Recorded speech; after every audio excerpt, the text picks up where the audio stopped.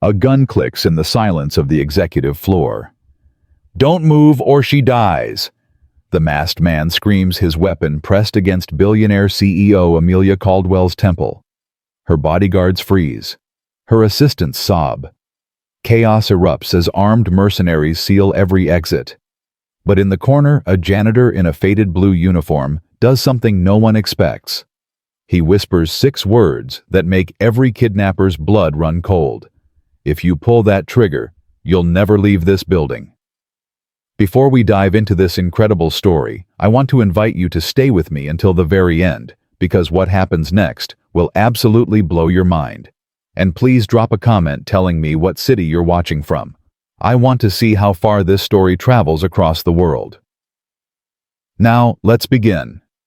The fluorescent lights of Caldwell Industries' 42nd floor hummed their usual monotonous tune at 9:47 p.m. on a Tuesday night that would change everything. Ethan Cole pushed his yellow janitorial cart down the marble hallway, the wheels squeaking softly against the polished floor, a sound so familiar it had become invisible just like him. His navy blue uniform hung loose on his lean frame, worn soft from years of washing. The name tag pinned crookedly to his chest simply read, "Ethan, Night Maintenance." He moved with the practiced efficiency of a man who knew every corner of this building, every shadow, every blind spot in the security cameras. Not because he was planning anything sinister, but because noticing things had once kept him alive in a very different life. "Evening, Mr. Cole." A security guard named Marcus called out, barely looking up from his phone. "Evening, Marcus. Knicks game?" Ethan asked, his voice gentle, unremarkable. "Yeah, they're down by 12. Story of my life." Marcus laughed, still not really seeing him. That was fine. Ethan preferred it that way. He pulled out his phone. The screensaver showed a gap-toothed 7-year-old girl with wild curls and his same gray eyes. Lila. His daughter. His entire world. She'd drawn him a picture that morning before school, a stick figure with a mop standing next to a princess. "That's you, Daddy," she'd said, protecting the castle. "I just clean it, sweetheart," he'd replied, kissing her forehead. Same thing. She'd insisted with the absolute certainty only a 7-year-old could possess. Ethan smiled at the memory as he began emptying trash cans from the executive offices. Through the glass walls, he could see her, Amelia Caldwell, still at her desk at nearly 10 o'clock, her silhouette sharp against the city lights stretching endlessly beyond her windows. He'd seen her hundreds of times. Everyone had. Amelia Caldwell was impossible to miss, not just because her face graced the covers of Forbes and Fortune, but because she carried herself like someone who'd never doubted her right to take up space. 38 years old, self-made billionaire CEO of one of the fastest-growing tech companies in America. Her dark hair was always pulled back in a sleek ponytail. Her suits were always immaculate. Her heels always clicked with purpose. She'd walked past Ethan exactly 467 times in the 3 years he'd worked here. She'd looked directly at him maybe twice. Said hello never. Not that he minded. Invisible was safe. Invisible meant he could go home to Lila every morning, make her pancakes, walk her to school, pretend the hardest thing he'd ever done was scrubbing coffee stains from conference room carpets. "Ethan." A voice crackled through his radio. "Can you head up to the executive conference room? They're wrapping up a late meeting. Gonna need a quick cleanup." "Copy that, Jenny. On my way." He maneuvered his cart toward the elevator, pressing the button for the 43rd floor, the crown jewel of Caldwell Industries, where the real power players conducted their business. The elevator doors opened with a soft ding. What Ethan saw made every muscle in his body tense, a tension he hadn't felt in 3 years, not since he'd hung up his tactical vest and sworn he was done with that world forever. The reception area was empty. Too empty. The usual overnight receptionist, Karen, who always had butterscotch candies and stories about her grandchildren, wasn't at her desk. Her computer was on. Her purse was there. Her coffee was still steaming. But Karen was gone. Ethan's hand moved instinctively to his hip, reaching for a weapon that hadn't been there in years. He caught himself, forced his breathing to steady. "You're overthinking," he told himself. She probably just went to the bathroom. But the smell was wrong. Ethan had been trained to trust his instincts, and every instinct was screaming that something was off. There was a scent in the air, not cologne, not cleaning products. Adrenaline, fear, the metallic tang of it. And then, he heard it. A voice from the conference room, low and controlled. Nobody moves. Nobody makes a sound. And maybe you all get to see tomorrow. Ethan's blood went cold. He moved silently to the edge of the hallway, peering around the corner. What he saw confirmed his worst fears. 6 men, all dressed in black tactical gear, faces covered by ski masks. They'd clearly been planning this the way they'd positioned themselves, the professional-grade weapons, the communication headsets. This wasn't random. This was surgical. And in the center of it all, surrounded by her terrified executive team, was Amelia Caldwell. Her face was pale but composed. Even with a gun barrel inches from her head, she stood straight, her jaw set. One of the masked men, clearly the leader based on his body language, had his gloved hand gripped around her arm. "The encryption codes for the quantum processor," the leader demanded. "You're going to give them to us. Now." "I don't," Amelia started. "Don't." The word was a warning. "We know you have them. We know you carry them on a secure drive. We've been watching this company for 6 months, so let's not waste time with denials." Ethan counted quickly. 6 hostiles. Approximately 23 hostages, executives, assistants, a few security personnel who'd clearly been disarmed and forced to the ground. The gunman had covered the exits. Professional setup. Military training probably. Maybe ex-special forces gone mercenary. His mind automatically began calculating angles, weaknesses, opportunities. Then he stopped himself. "This isn't your job anymore," he thought. "You're a janitor. You have a daughter waiting at home. Call the cops. Let them handle it." His hand moved to his phone. "I'm going to count to 3, the leader said, pressing his gun harder against Amelia's temple. "And if I don't have those codes, we're going to start executing people. Let's begin with her." He gestured to a young woman, maybe 25, who was crying silently in the corner. An intern, probably. Her whole life ahead of her. "No, please," the woman sobbed. 1. Call the cops. Ethan's rational mind insisted. This isn't your fight. But his fingers were already loosening the tie on his cleaning cart, mentally inventorying what he had: a mop, a bucket cleaning solution, a wet floor sign, industrial disinfectant, a screwdriver for maintenance work, and his blue rubber gloves. Not much, but he'd worked with less. 2. Amelia's voice cut through the tension. Wait, stop. I'll give you what you want. Smart woman. The leader almost sounded pleased. But not like this. Amelia continued, and Ethan had to admire her courage. Let these people go first. They don't know anything. They can't help you. Keep me. I'll cooperate. But let them leave. The leader laughed, a cold, mechanical sound. You think this is a negotiation? You think you have any power here? I think, Amelia said, her voice steady, despite the gun at her head, that killing everyone in this room creates evidence, witnesses, problems you don't need. You want the codes, fine. But the people who work for me have families, children. Please. For a moment, the room was silent. Then the leader backhanded her across the face.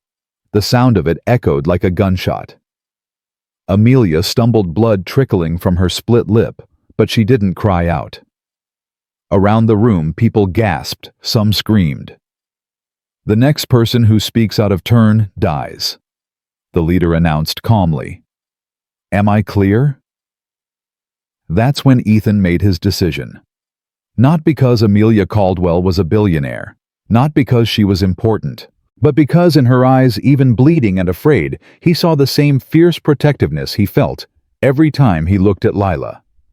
Amelia Caldwell was trying to save her people the same way he'd do anything to save his daughter. And he couldn't just stand there and watch. I'm sorry, Lila. He thought touching the blue bracelet on his wrist, her gift to him made of yarn and beads with words she'd carefully spelled out, "Stay calm, come home." He took a breath and stepped into the doorway, pushing his cleaning cart ahead of him. "Sorry," he said quietly. "Didn't know anyone was still here. I'll come back." Every gun in the room swung toward him. "Who the hell are you?" the leader barked. Ethan kept his face neutral, submissive. "Maintenance. Just here to clean up. I can come back. Get on the ground, now." Sure, no problem." Ethan slowly lowered himself to his knees, hands visible. Just another scared civilian. Nothing threatening. Nothing to worry about. One of the gunmen approached, weapon trained on Ethan's chest. "You armed?" "It's a mop," Ethan said with a slight nervous laugh. "That's about it." The gunman kicked the cart aside, checking it. Satisfied, he turned back to the leader. "Just a janitor. Tie him up with the others." As rough hands grabbed Ethan's arms, he allowed himself to be dragged to the corner with the other hostages. But his eyes never stopped moving, cataloging everything: the positions of the gunmen, their weapons, Heckler & Koch, MP7s, expensive, effective, their communication pattern, military hand signals, probably former special forces, and most importantly, their blind spots. The leader returned his attention to Amelia. "Now, the codes." Amelia's eyes met Ethan's for just a fraction of a second. He saw something shift in her expression. Recognition maybe, or just desperate hope that anyone might help. Then she looked away and began reciting a series of numbers. "Good," the leader said, gesturing to one of his men who pulled out a tablet and began typing. "Keep going." As Amelia continued, Ethan shifted slightly, testing his zip tie restraints. They were tight, but not expertly applied. Whoever had tied him was competent, but not specialized. He could work with that. Beside him, an older executive whispered, "We're going to die, aren't we?" "No," Ethan said softly. "You're not. How can you possibly?" "I need you to trust me. When I move, I need everyone in this corner to drop to the floor. Can you spread the word quietly?" The man looked at him like he was insane. "You're a janitor." "Yeah," Ethan agreed. "I am. Can you spread the word or not?" Something in Ethan's voice, the absolute calm of it, made the executive nod slowly. Across the room, the leader was examining the tablet. "This better be real, Ms. Caldwell. If you're stalling..." "It's real," she said tiredly. "Check it yourself." "Oh, we will. And while we wait for verification..." He turned to his team. "Prep for extraction. We move in 5 minutes." That's when Amelia spoke up again. "You're taking me with you, aren't you?" The leader tilted his head. "You're a valuable asset. So yes. And everyone else?" "Loose ends," he said simply. The temperature in the room plummeted. People began crying, begging. One man tried to stand and was slammed back down with the butt of a rifle. "Please," Amelia said, and for the first time her voice cracked. "Please, you have what you want. There's no need." "There's every need," the leader interrupted. "The moment we walk out that door, you'll have every law enforcement agency in the country looking for us. But if there are no witnesses, if there's just a tragic break-in gone wrong, that buys us time. Lots of it." "You're insane," someone whispered. The leader shrugged. "I'm practical. There's a difference." He raised his weapon, pointing it at the young intern who'd been crying earlier. "We'll start with her. Make it quick." Ethan didn't think. He didn't plan. He just acted. The blue rubber glove on his right hand was already coated with the industrial-strength floor polish he'd quietly been working loose from his cart. He waited for the perfect moment when 3 of the 6 gunmen had their attention on the leader, when 2 were watching the exits, when 1 was checking his phone. Then he moved. His zip tie snapped as he torqued his wrists in a technique he'd taught federal agents years ago. In the same motion, he grabbed the wet floor sign from his overturned cart and hurled it like a frisbee. It caught the nearest gunman in the throat. Not lethal, but he went down, choking his weapon, clattering across the polished marble. "Get down!" Ethan roared to the hostages. They dropped. The room exploded into chaos. Ethan was already moving his body, remembering every drill, every training scenario, every hard-won lesson from his old life. He grabbed the fallen MP7, checked the chamber in one fluid motion, and rolled behind a marble pillar as bullets chewed into the spot where he'd been standing. "Who the hell is that?" the leader screamed. Ethan didn't answer. He was counting shots, calculating angles. 5 hostiles still standing, all trained, all dangerous, and him with one weapon, limited ammunition, and 23 civilians to protect. Just like old times. He popped up, fired 3 controlled bursts, and dropped back down as return fire shattered the marble above his head. 2 of his shots found their mark, leg wounds deliberate. He wasn't trying to kill, he was trying to neutralize. 2 down, 4 to go. "Secure the woman," the leader commanded. One of the gunmen grabbed Amelia, using her as a shield as he backed toward the exit. Amelia struggled, her eyes wide with fear. Ethan's mind raced. He couldn't risk a shot, not with Amelia in the line of fire. He needed a different approach. That's when he spotted it, the fire suppression system overhead. The leader saw his glance and laughed. "You think you're going to set off the sprinklers? Go ahead. Water doesn't stop bullets." "No," Ethan agreed, his voice perfectly calm. "But it makes marble floors slippery." He fired a single shot into the sprinkler head. Cold water erupted from the ceiling, instantly flooding the polished marble floor.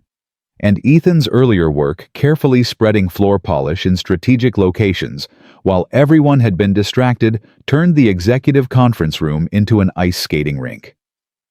The gunman holding Amelia tried to back up, and his feet went out from under him. Amelia broke free, hitting the ground as Ethan moved. He slid across the wet floor with practiced ease, driving his shoulder into another gunman's knees. They both went down, but Ethan was trained for chaos. His opponent wasn't ready. 3 seconds later, that gunman was unconscious. 3 down, 3 to go. But now the leader had adapted, dropping to one knee for stability and taking aim directly at Ethan's center mass. "I don't know who you are," the leader said, his voice cold with professional respect, "but you just made a very expensive mistake." Time seemed to slow. Ethan saw the man's finger tightening on the trigger. He was too far to reach, too exposed to dodge. And if he died, these people died. Lila would wake up tomorrow without a father. But Amelia Caldwell wasn't done fighting. Soaking wet, bleeding, terrified but not broken, she grabbed one of Ethan's dropped cleaning supplies and hurled it with everything she had. The bottle of industrial disinfectant hit the leader square in the face mask, the caustic liquid splashing through the fabric. He screamed, clawing at his eyes. Ethan didn't waste the opening. He closed the distance in 3 strides and delivered a strike that ended the threat without ending the life. The leader crumpled. 4 down. The remaining 2 gunmen exchanged glances. They'd gone from a controlled hostage situation to a disaster zone in under 60 seconds. One of them was already edging toward the emergency exit. Ethan raised the MP7, his voice carrying across the flooded room. "You can walk away, right now. Leave the weapons, leave your comms. Walk away and you'll live to regret your career choices." "And if we don't," one of them challenged. "Then you'll learn why I retired," Ethan said quietly. "And trust me, you don't want that lesson." For a long moment, nobody moved. Then both men carefully placed their weapons on the ground and ran for the exit, leaving their unconscious teammates behind. The room fell silent, except for the steady spray of water from the broken sprinkler and the sound of people crying in relief. Ethan lowered the weapon, his hands shaking now that the adrenaline was fading. He looked around at the terrified faces, the wounded, the survivors. Then his eyes found Amelia Caldwell, sitting in a puddle of water on her expensive marble floor, staring at him like she'd just seen a ghost. "You're not a janitor," she whispered. Ethan's smile was sad. Actually, ma'am, that's exactly what I am. But a long time ago. He trailed off, then shook his head. Police are probably 90 seconds out. You should check on your people. He turned to leave. Wait, Amelia called out, struggling to her feet. I don't even know your name. It's on my name tag, ma'am, Ethan said gently, already moving toward the service elevator. He needed to disappear before official questions started, before his past came back to haunt his present, before someone realized the janitor shouldn't have moved like that, fought like that. Known things only federal tactical instructors should know. Before someone looked too closely at why a single father cleaning floors at night had just neutralized a professional kidnapping team. Ethan, Amelia shouted. Thank you. But he was already gone, vanishing into the service corridors he knew by heart, leaving behind only wet footprints and questions no one could answer. By the time the police stormed the building Ethan was in, his beat-up Honda Civic, driving through the rain toward his small apartment in Queens, toward Lila, who was sleeping peacefully, who would never know her daddy had just saved 23 lives. He touched the blue bracelet on his wrist. I'm coming home, sweetheart, he whispered, just like I promised. Behind him, the skyline of Manhattan glittered with emergency lights, and somewhere in that chaos, Amelia Caldwell was giving statements to police. Her mind racing with one question. Who was that man? The rain hammered against Ethan's windshield as he navigated the late-night traffic toward Queens, his knuckles white on the steering wheel. Every red light felt like an eternity. Every siren in the distance made his heart rate spike. He kept checking his rearview mirror, half expecting to see flashing lights, federal agents, someone who'd put the pieces together too quickly. But there was nothing. Just rain and darkness, and the city that never slept. His phone buzzed. Text from Mrs. Chen, his elderly neighbor who watched Lila on late shifts. Everything okay? Heard sirens. Lila's sleeping like an angel. No rush. Ethan's hands were still trembling as he typed back. All good. Home in 20. Thank you. 20 minutes. In 20 minutes, he'd walk through that door, check on his daughter, and pretend tonight never happened. Pretend he was still just a janitor. Pretend the past 3 years hadn't just shattered in 60 seconds of muscle memory and training he couldn't forget, no matter how hard he tried.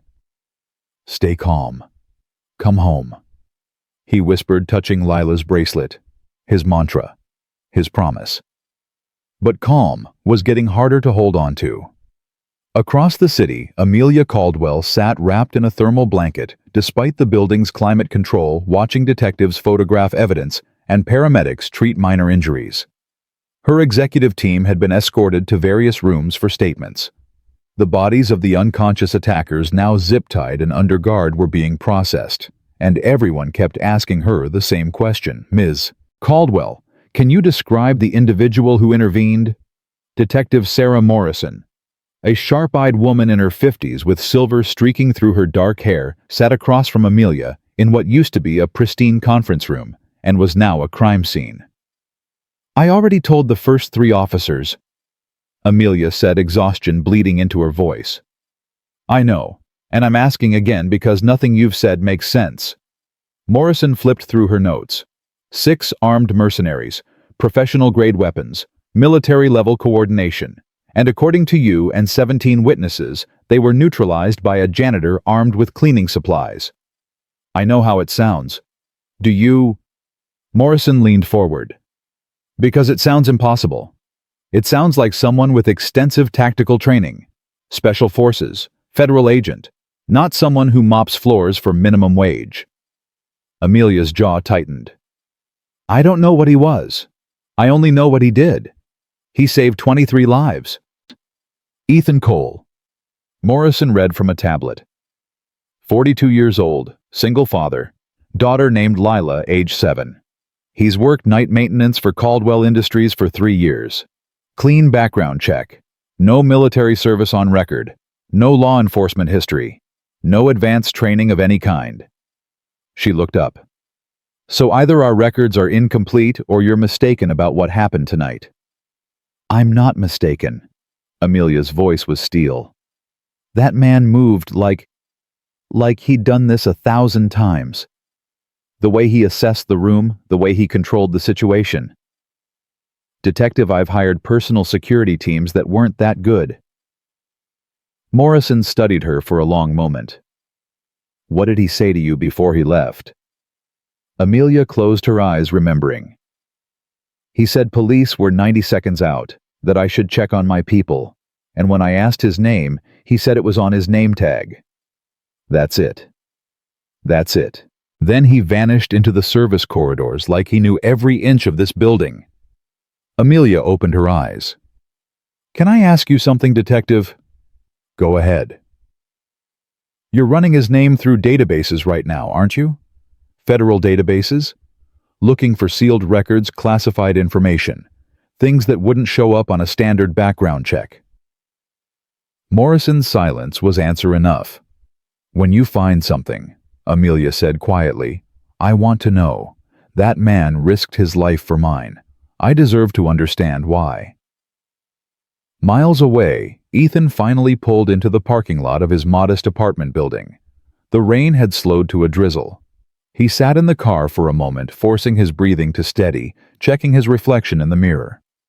No visible injuries, no blood. Nothing to alarm Lila if she woke up. Just Dad home from another boring night of cleaning offices. He grabbed his keys and headed inside, taking the stairs 2 at a time to the 3rd floor. Mrs. Chen opened her door before he could knock, her kind wrinkled face creasing with concern. Ethan, you look exhausted. Long night. He managed a smile. How was she? Perfect as always. Did her homework, ate her vegetables, most of them, and only asked for 2 bedtime stories instead of the usual 4. Mrs. Chen handed him Lila's backpack. She made you something at school. Wouldn't let me peek. Thank you, Mrs. Chen. I don't know what I'd do without you. Nonsense. That little girl is a joy. She patted his arm. Get some rest, dear. You look like you've been fighting dragons. If only she knew how close to the truth that was. Inside his apartment, Ethan moved quietly through the small living room, decorated with Lila's artwork and photos of the 2 of them at various parks and museums, and into her bedroom. She was sprawled across her twin bed, her curls a wild halo on the pillow, one arm wrapped around a stuffed elephant named Mr. Trunk. Ethan knelt beside her bed, watching her breathe. In, out, safe, alive. Unaware that her father had just done something that could unravel their entire carefully constructed life. I'm sorry, baby, he whispered. I'm so sorry. He kissed her forehead and retreated to the living room, finally allowing himself to collapse onto the couch. His hands were shaking again. Adrenaline crash. He knew the signs, knew what was coming. The replay loop in his mind, analyzing every decision, every movement, every fraction of a second where things could have gone catastrophically wrong. His phone buzzed. Unknown number. Ethan stared at it, his training screaming warnings. Then he answered. Mr. Cole. The voice was male calm, familiar in a way that made Ethan's blood run cold. It's been a long time. Director Hastings. Ethan kept his voice neutral. I'm surprised it took you this long to call. We've been monitoring the situation at Caldwell Industries. Impressive work, though I seem to recall you swearing you'd never do this again. I don't work for you anymore. No, you don't. There was a pause. But you still have the skills, still have the instincts. Tonight proved that. Tonight was a mistake. Was it? Hastings asked. 23 people are alive because you were in that building. That's not a mistake, Ethan. That's who you are. Who I was, Ethan corrected. I'm a father now. I have a daughter who needs me to come home every night. I can't be that person anymore. Can't or won't? Ethan closed his eyes. Is there a difference? There is when people like tonight's attackers are still out there. When the skills you have could save lives. Hastings let that sink in. The FBI is going to want to interview you. Detective Morrison is already asking questions. Your cover as just a janitor is compromised. Then I'll move. Change names. Disappear. With a 7-year-old daughter, uproot her entire life. Pull her out of school, away from her friends. Hastings' voice softened. Ethan, running isn't the answer. It never was. What do you want from me? I want you to come in, talk to us. Let us help you manage this situation before it spirals. No. Ethan. I said no. I left that world for a reason. Sarah died because of that world. Because I was never home, never there when she needed me, always chasing the next mission, the next threat. Ethan's voice cracked. I won't make Lila pay that price too. The line was quiet for a moment. Then Hastings said, I'm sorry about Sarah. I truly am. But you can't hide from who you are forever. Watch me. Ethan hung up and immediately powered off his phone. Outside, the rain had stopped, but the storm was just beginning. The next morning, Amelia stood in her newly assigned temporary office. The executive floor was still an active crime scene, scrolling through news alerts on her tablet. The story was everywhere. Billionaire CEO saved by mysterious janitor. Who is the hero of Caldwell Industries? Viral video security footage shows incredible rescue. Someone had leaked the security footage. Grainy black and white, but clear enough to show Ethan moving through those armed men like water flowing around stones, efficient, unstoppable, impossibly calm. The video had 17 million views and climbing. Her assistant Marcus, a nervous young man who'd been in the room during the attack and could barely make eye contact, now knocked hesitantly. Ms. Caldwell, your 10 o'clock is here. Who's my 10 o'clock? I didn't have anything scheduled. FBI. They said it was urgent. Amelia's pulse quickened. Send them in. 2 agents entered, a woman and a man, both in dark suits that screamed federal authority. The woman extended her hand first. Ms. Caldwell, I'm Special Agent Rebecca Torres. This is Special Agent James Park. We're from the FBI's Criminal Investigative Division. Of course, please sit. Amelia gestured to the chairs across from her desk. I assume this is about last night. Partially. Torres pulled out a folder. We're investigating the attack itself, the mercenaries, their employer, the attempted theft of your quantum processor codes. But we're also interested in Ethan Cole. There it was. The name that had been echoing in Amelia's mind since she'd watched him disappear into those service corridors. What about him? She asked carefully. What do you know about Mr. Cole? Park asked. Only what I've learned in the last 12 hours. He's worked for my company for 3 years. Night maintenance, single father, quiet, kept to himself. Amelia leaned forward. But you're not here to tell me things I already know, are you? Torres and Park exchanged glances. Then Torres opened her folder and slid a photograph across the desk. It was Ethan, but younger, maybe 35, with shorter hair and eyes that didn't carry the same weariness. He was wearing tactical gear and standing with a group of similarly equipped men and women. Behind them, barely visible, was a sign, Federal Tactical Training Center, Quantico. Ethan Cole, Torres said, was one of the most skilled tactical instructors the federal government ever trained. He specialized in high-risk extractions, hostage negotiations, and counter-terrorism operations. For 8 years, he taught FBI agents, Secret Service, even some Special Forces units, how to handle impossible situations. Amelia stared at the photograph, her mind reeling. Why didn't this show up in his background check?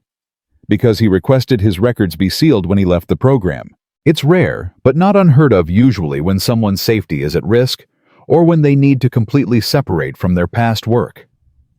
Park leaned back. In Ethan's case, it was personal. His wife died in a car accident 3 years ago while he was overseas on a classified training mission. He came home to a funeral and a traumatized 6-month-old daughter. Amelia's throat tightened. Lila. Yes. He requested immediate separation from federal service, asked for all records to be classified, and vanished into civilian life. We knew he was working somewhere in New York, but we respected his privacy, until last night. Last night changed everything, Amelia said quietly. Last night reminded us that some skills don't disappear just because you want them to. Torres pulled out another document. The men who attacked your building. We've identified 3 of them. Former Eastern European Special Forces. They were hired by a competitor of yours. We're still building the case, but we have enough to make arrests. That's good news. It is. But it also means you're still a target. These people invested significant resources in trying to steal your technology. They're not going to just walk away because the first attempt failed. Amelia felt a chill run down her spine. What are you suggesting? Enhanced security, federal protection if necessary, and... Torres hesitated. We'd like to bring Ethan Cole in for consultation. His expertise could help us understand the threat profile and... No. Both agents looked surprised. Ms. Caldwell. That man left that life to protect his daughter, to give her a normal childhood, to be there for her in ways he couldn't be before. Amelia stood, her voice firm. I won't be the reason he gets pulled back in. I won't be the reason that little girl loses her father to the job that already cost her mother. With respect, Park said, that might not be your choice to make. Cole's actions last night have already made waves. The video is viral. People are asking questions. His cover, as it were, is blown. Then help him, Amelia said. You're the FBI. Help him maintain his privacy, protect his daughter. Isn't that what you're supposed to do? Torres studied her for a long moment. You care about him, about someone you barely know. He risked everything to save me and my people. That earns more than just gratitude. It earns loyalty. Amelia's eyes hardened. So I'll ask you again. Can you help him, or are you just here to drag him back into a life he fought hard to escape? The agents exchanged another look. Then Torres nodded slowly. We can try. But Ms. Caldwell, you should know Ethan Cole is going to be contacted by a lot of people in the coming days. Private security firms, government agencies, media outlets. Everyone's going to want a piece of the hero janitor. The best thing you can do is give him space and let him decide how to handle this. What if he needs help? Then be there for him, as an employer, as someone who understands what it's like to have the whole world watching. Torres stood, handing Amelia a business card. And if he's willing to talk to us, just talk, we'd appreciate the introduction. But we won't force it. After they left, Amelia sat alone in her office staring at the photograph Torres had left behind. Ethan Cole, tactical instructor, federal expert, the man who'd taught others how to save lives. The man who now spent his nights mopping floors so he could spend his days raising his daughter. She picked up her phone and called her head of security. Gerald, I need you to do something for me, and I need absolute discretion. Across town, Ethan was making pancakes in his small kitchen, while Lila sat at their wobbly table swinging her legs and coloring a picture of what appeared to be a superhero with a mop. Daddy, why are there so many cars outside? Ethan's hand froze mid-flip. What do you mean, sweetheart? Look. Lila pointed to the window. Ethan moved to the glass and felt his stomach drop. 3 news vans parked on the street. Reporters with cameras. A crowd gathering. They'd found him. Of course they'd found him. The building had records. The viral video had his face. It was only a matter of time. Daddy. Lila's voice was small, worried. Are you in trouble? Ethan forced a smile and returned to the stove. No, baby. Just... Some people want to ask me questions about work. It's boring adult stuff.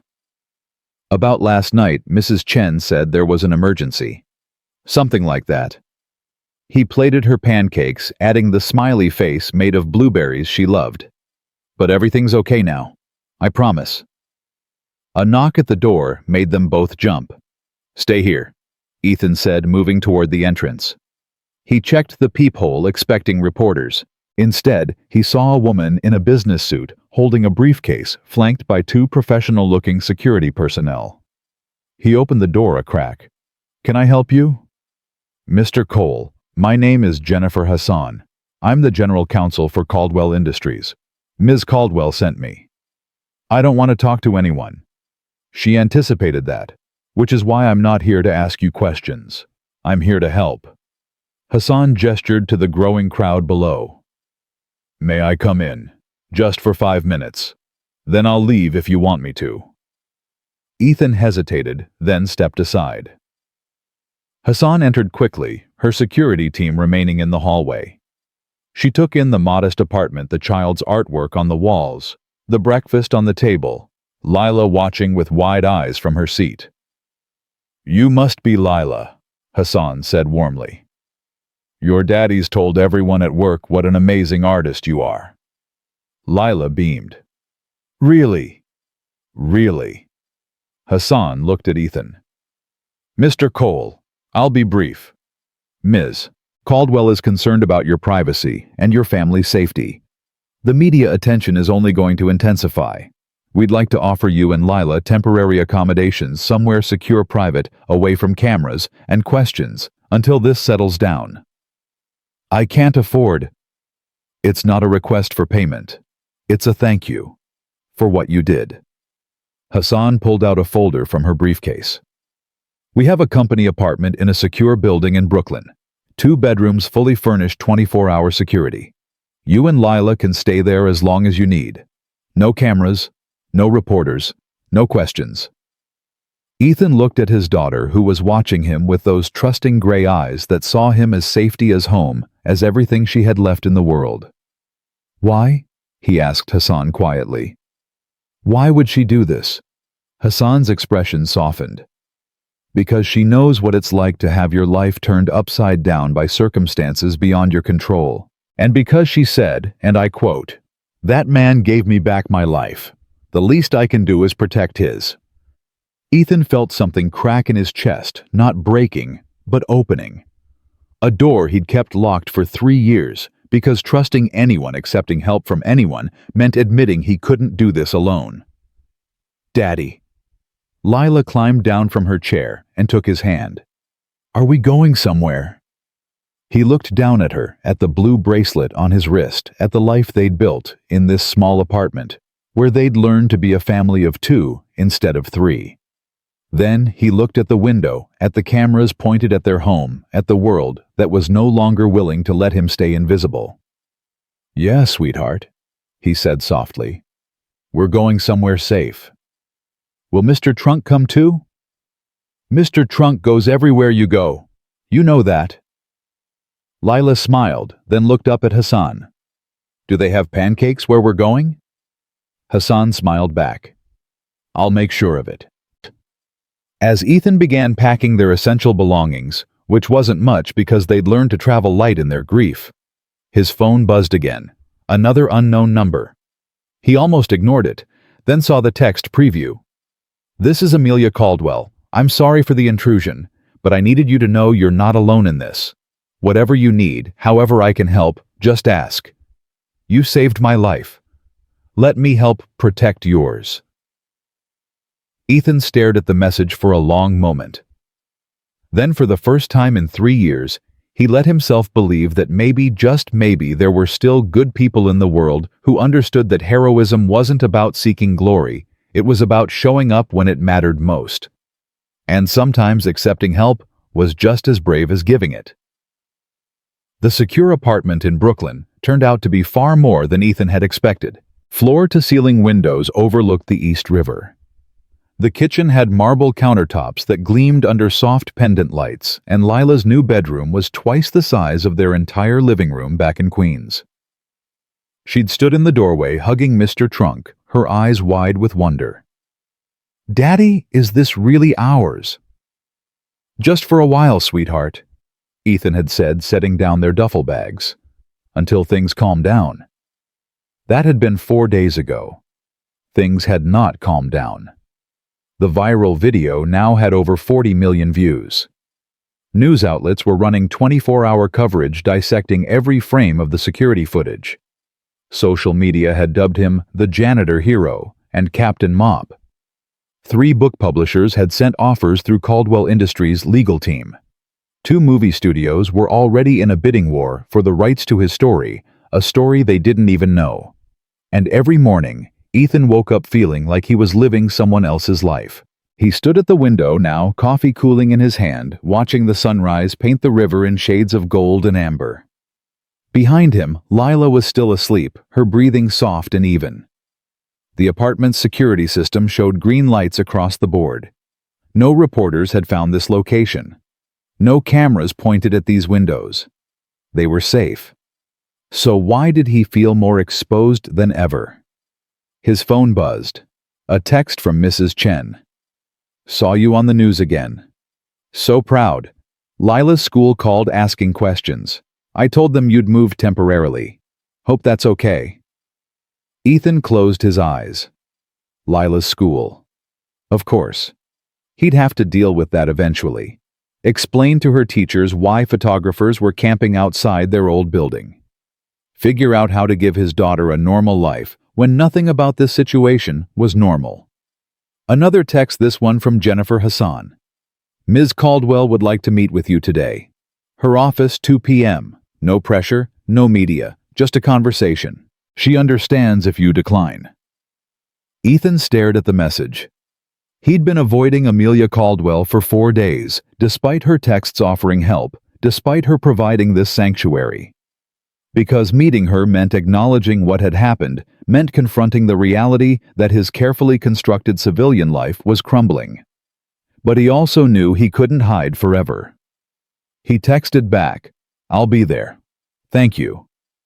At precisely 2 o'clock that afternoon, Ethan stepped off the elevator onto Caldwell Industries' newly reopened executive floor. The marble had been cleaned, the broken sprinkler replaced, the bullet holes in the walls patched and painted over.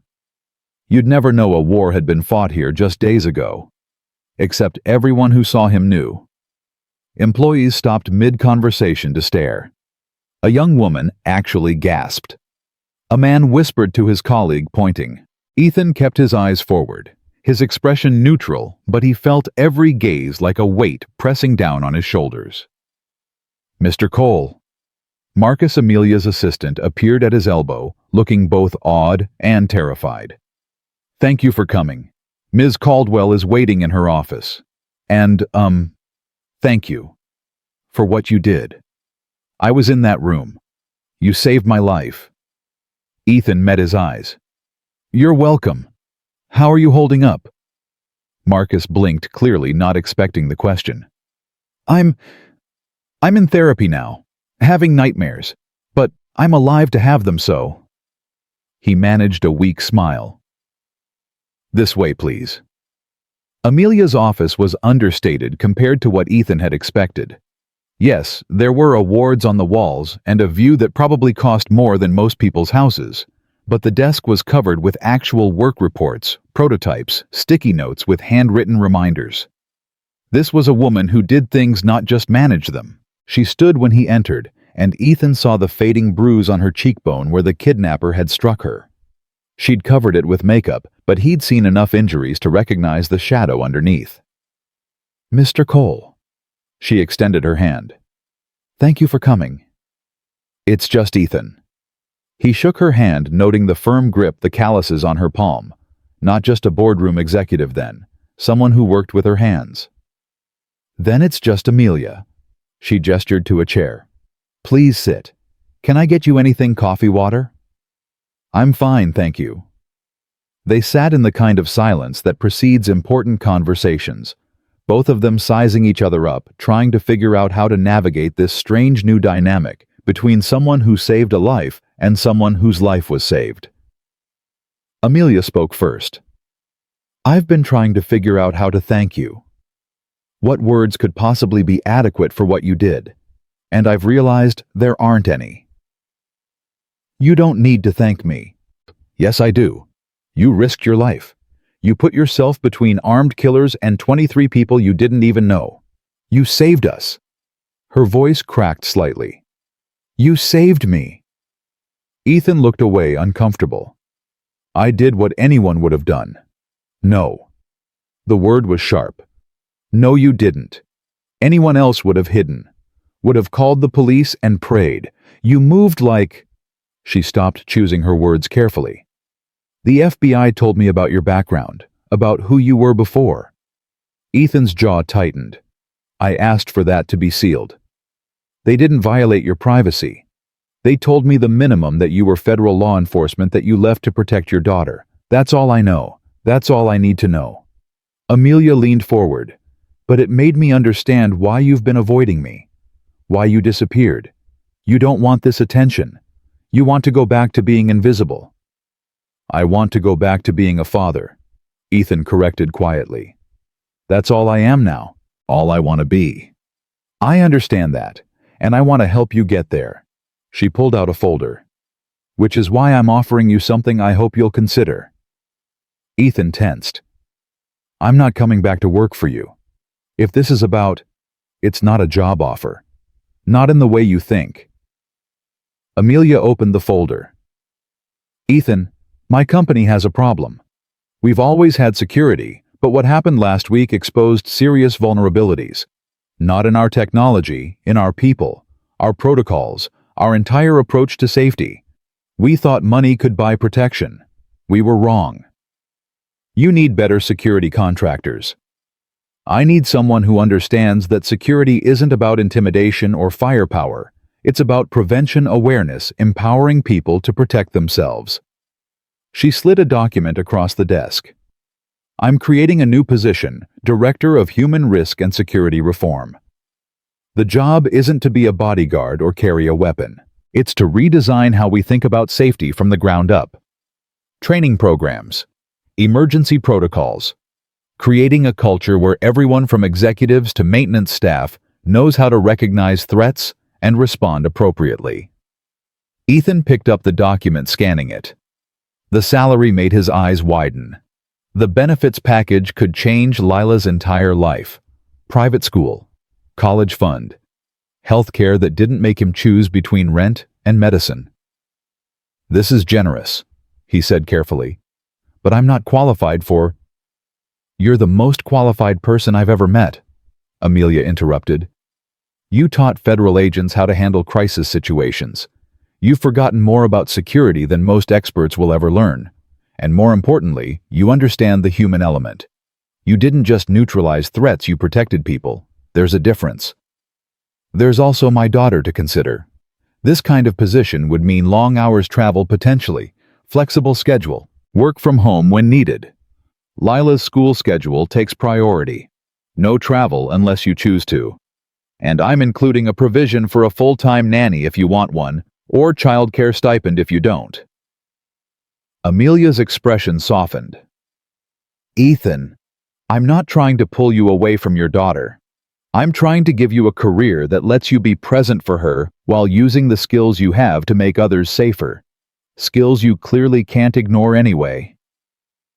The truth of that hit harder than Ethan wanted to admit. He'd spent 3 years pretending he was just a janitor, just a dad, just someone ordinary. But the moment those gunmen had appeared, he'd moved. No hesitation, no choice. The training had taken over like breathing. I need time, he said, to think about this, to figure out what's best for Lila. Take all the time you need. The offer stands indefinitely. Amelia paused. But Ethan, whether you take this job or not, I want you to know something. What you did wasn't just brave. It reminded me what true leadership looks like. Not the person with the biggest title or the corner office, the person who steps up when everyone else steps back. That's the kind of person I want at Caldwell Industries. That's the kind of person I want my daughter to know exists in the world. Ethan's head snapped up. You have a daughter. Emma, she's 5. A smile crossed Amelia's face, soft and vulnerable. She's with her father this week. We share custody. But when I told her the story of what happened about the brave man who helped Mommy, she drew you a picture. She pulled out a crayon drawing from her desk drawer. She insisted I give it to you. The drawing showed a stick figure with a mop standing next to a woman in a dress. Above them, in a child's careful lettering, "Thank you for saving my mommy." Ethan's throat closed. He thought about Lila's drawing, the one in his wallet, the man with the mop protecting the princess. Two little girls both trying to understand heroism through the only lens they had: love. "Tell Emma thank you," he managed, "and that her mommy is very brave too." "I will." Amelia stood, extending her hand again. "Think about the offer, Ethan. But more than that, think about what you want your life to look like. Not what you think it should be, not what's safe, what you actually want. For you and for Lila." As Ethan rode the elevator down, Emma's drawing clutched in his hand. His mind was racing. What did he want? For 3 years, he'd only wanted survival. Get through each day. Keep Lila safe. Don't think about the past. Don't think about Sarah. Don't think about the man he used to be. But maybe that was the problem. Maybe running from who he was meant running from who he could be. The elevator doors opened to the lobby, and Ethan stopped dead. Lila was there, sitting in one of the sleek modern chairs, her legs swinging, coloring in a book, while Jennifer Hassan sat beside her, looking apologetic. "Daddy!" Lila jumped up and ran to him. "Mrs. Hassan said we could visit. Are you surprised?" "Very surprised." Ethan shot Hassan a questioning look. She stood gathering her briefcase. "Lila's school called. There were photographers outside. The principal thought it best to dismiss her early, and when I couldn't reach you, I made an executive decision. I hope that's okay." It wasn't okay. It was his worst fear, his daughter being pulled into this circus, her childhood being invaded by cameras and questions and things she was too young to understand. But before he could respond, Lila tugged his hand. "Daddy, everyone at school saw the video. They said you're a superhero. Tommy Martinez said you're the coolest dad ever, and usually Tommy says mean things, so that's really good." Ethan knelt down to her level. "Lila, I'm not a superhero. I'm just your dad." "That's what makes you super," she said, with the simple logic of childhood. "You're my dad, and you help people, like firefighters and doctors." From across the lobby, a voice called out, "Excuse me, are you Ethan Cole?" Ethan's protective instincts kicked in immediately. He stood, putting himself between Lila and the approaching woman, middle-aged, wearing scrubs, her eyes red-rimmed. "I don't want to bother you," the woman said quickly. My daughter works here. Emily Chen. She was in that conference room. She's 24 years old, and she almost died, and you saved her." Tears spilled down her cheeks. "I just wanted to say thank you. Thank you for bringing my baby home." Ethan felt his carefully constructed walls crumbling. "Emily's the one who deserves credit. She stayed calm. She helped others. You risked your life for strangers," the woman interrupted. "That's not just anything. That's everything." She pressed a hand to her heart. "Thank you. From a mother to a father, thank you." She walked away before Ethan could respond, leaving him standing in the lobby with his daughter's hand in his, and something breaking open in his chest. "Daddy, why is that lady crying?" Lila whispered. "Because she's grateful, sweetheart." "For what you did?" "Yeah." Lila was quiet for a moment, processing. Then she said, "At school, Mrs. Peterson told us about heroes. She said heroes are people who help others even when it's scary. Is that what you did?" Ethan knelt again, looking into his daughter's eyes. Sarah's eyes full of intelligence and kindness, and a belief that the world could be good if people chose to make it that way. "I did what I hope anyone would do," he said. "I saw people who needed help, and I helped them. Because that's what good people do." "Yes."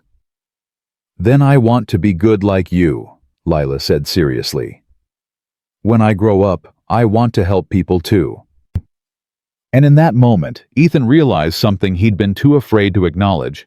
His daughter wasn't going to learn about heroism from him hiding. She was going to learn it from watching how he chose to live, from seeing whether he ran from who he was or embraced it, from understanding that being good meant showing up even when it was hard, especially when it was hard.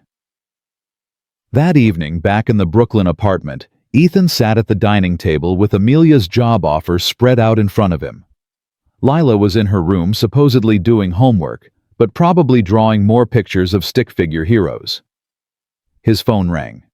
Director Hastings. Ethan almost ignored it. Then he answered. "I heard about Amelia Caldwell's offer," Hastings said without preamble. "It's a good one. You should take it. You're monitoring my private conversations now." "I'm looking out for someone who used to be one of my best instructors," Hastings corrected. "Ethan, you've spent 3 years punishing yourself for Sarah's death, working a job beneath your abilities, hiding your skills, pretending you're something you're not. When are you going to forgive yourself?" "I wasn't there when she needed me," Ethan said, his voice rough. "I was overseas training agents for scenarios that never happened while my wife drove home alone in a rainstorm and a drunk driver crossed the center line. What's there to forgive? The fact that you're human, that you can't be everywhere, that sometimes terrible things happen to good people and it's not anyone's fault." Hastings paused. "Sarah wouldn't want you living like this. She'd want you using your gifts, being the man she fell in love with, the one who believed protecting people mattered. I am protecting someone, my daughter, by teaching her that your past is something shameful, something to hide from." Hastings' voice gentled. "Or by showing her that when life knocks you down, you get back up, that your scars don't define you, how you carry them does."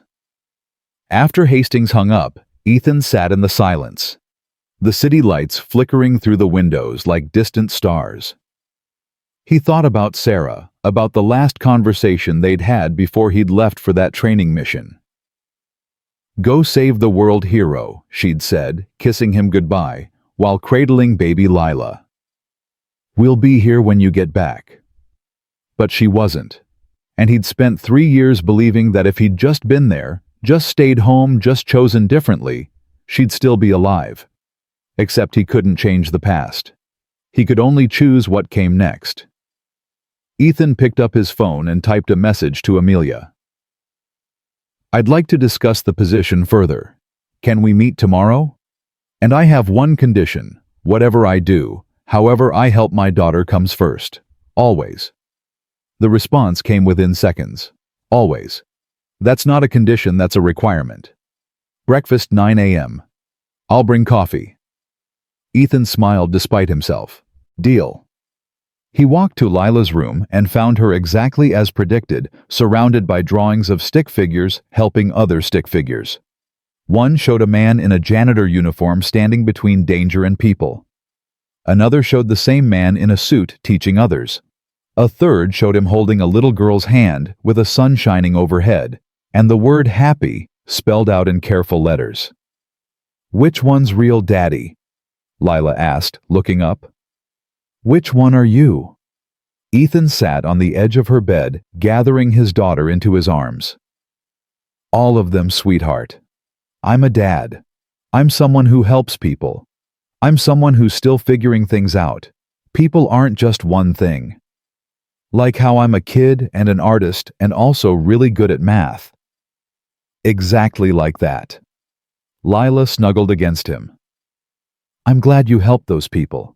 Mrs. Chen said you're a hero. Are you?" Ethan thought about that word, hero. He'd spent his career training people who ran toward danger, who put others first, who made impossible choices in impossible situations. He'd never considered himself one of them. He was just the instructor, the guy who taught the techniques, who stayed behind while others went into the field. But maybe heroism wasn't about the title or the recognition. Maybe it was about the choice you made when everything was on the line. The decision to step up instead of back, to risk comfort for someone else's safety. Maybe it was about showing your daughter that being afraid didn't mean being weak, it meant being human. And being human meant you got to choose every single day what kind of person you wanted to be. "I don't know if I'm a hero," he told Lila honestly. "But I'm trying to be a good person, and I'm trying to be the best dad I can be for you. You're already the best. Lila said with absolute certainty. Then she yawned. Can you stay until I fall asleep? Always. As Ethan sat there in the soft glow of Lila's nightlight watching his daughter drift off to sleep, he thought about tomorrow. About meeting Amelia. About the possibility of stepping back into a version of himself he'd thought was gone forever. Not the same man, but someone new. Someone shaped by loss and love and the fierce determination to make his daughter's world safer. Someone who understood that you didn't have to choose between protecting your family and helping others. Sometimes the bravest thing you could do was both. Outside the window, Brooklyn hummed with life. Somewhere in Manhattan, Amelia Caldwell was probably still working, trying to rebuild her company into something better than before. Somewhere in Queens, Mrs. Chen was watching the news, proud of the quiet man she'd known, who turned out to be extraordinary. Somewhere in the world, Emily Chen's mother was hugging her daughter a little tighter, grateful for second chances. And in a secure apartment overlooking the East River, a single father who'd once taught heroes how to be brave was finally learning to be one himself. Not for the cameras, not for the recognition, but for the little girl sleeping peacefully beside him, dreaming of a world where good people showed up when it mattered most. Where invisible didn't mean unimportant. Where calm didn't mean weak. Where a man with a mop and a father's love could change everything. The coffee shop Amelia chose was tucked into a quiet corner of Brooklyn Heights, the kind of place where locals read newspapers and nobody cared about billionaire CEOs or viral videos. Ethan arrived 10 minutes early, a habit from his old life that he couldn't shake, and found Amelia already there sitting at a corner table with 2 steaming cups and a folder that looked significantly thicker than the one she'd shown him yesterday.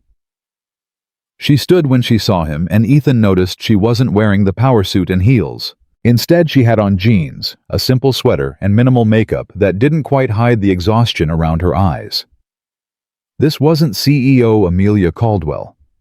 This was just Amelia, a woman who probably hadn't slept well since armed men had invaded her building. "You're early," she said with a slight smile. "So are you." "Hazard of the job. I haven't slept past 5:30 in 15 years. She gestured to the chair across from her. "Black coffee, right? Jennifer mentioned you took it straight. Your assistant is very observant. That's why I hired her."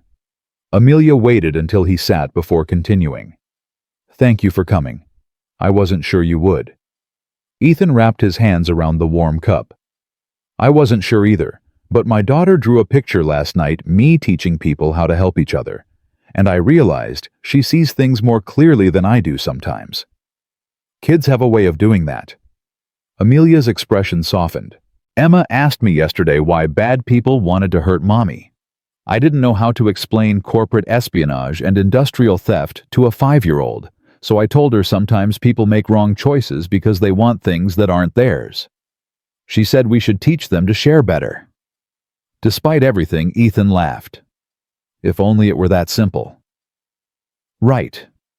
Amelia took a sip of her coffee. "But maybe that's the point. We complicate things as adults. We build walls and protocols and security systems, and we forget the fundamental truth. Most problems happen because people don't feel seen, don't feel valued, don't feel like they matter. Your daughter gets that. Emma gets that. Maybe we should listen to them more." Ethan studied her across the table. This wasn't the woman he'd seen on magazine covers or in boardroom videos. This was someone still processing trauma, still trying to understand how her world had nearly ended on a random Tuesday night. "How are you?" he asked quietly. "Really?" Amelia blinked clearly, not expecting the question.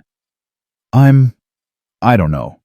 Functioning. I can't sleep without checking the locks 3 times.